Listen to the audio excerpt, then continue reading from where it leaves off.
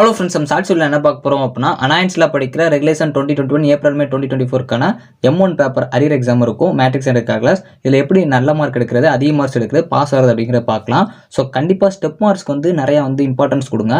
நீங்கள் ஆன்சர் தப்பாக வந்தாலும் உங்களுக்கு அதுக்கு மார்க்ஸ் கம்மியாக தான் இருக்கும். ஸ்டெப்ஸுக்கு தான் கண்டிப்பாக மார்க்ஸ் அதிகமாக இருக்கும். அதனால் ஸ்டெப் மார்க்ஸுக்கு கான்சென்ட்ரேட் பண்ண பாருங்கள்.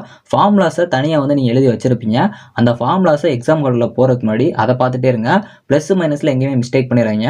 எக்ஸாம் ஹாலுக்குள்ள போறதுக்கு முன்னாடி உட்காந்து சம்ஸா பார்க்கறத விட ஃபார்முலாஸை நல்லா தரவு பண்ண பாருங்க. பேப்பர் ப்ரெசன்டேஷன் ரொம்ப ரொம்ப முக்கியமான ஒன்று. கொடுத்துருக்க சம்ஸை அப்படியே ஃபர்ஸ்ட் கிவன் தட் சொல்யூஷன் போட்டு அதை எடுத்து எழுதிட்டு அதுக்கப்புறம் ஸ்டெப் வைஸாக கொண்டு போங்க.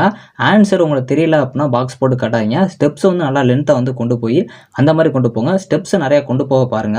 ஸோ லாஸ்ட் ரீசெக்அப் கண்டிப்பாக பண்ணுங்க. ஸோ உங்களுக்கு தெரியாத சம்மந்தம் நீங்கள் அட்டன் பண்ணியிருப்பீங்க. ஃபார்முலாஸ்லாம் சும்மா போட்டு அப்ளை பண்ணியிருப்பீங்க.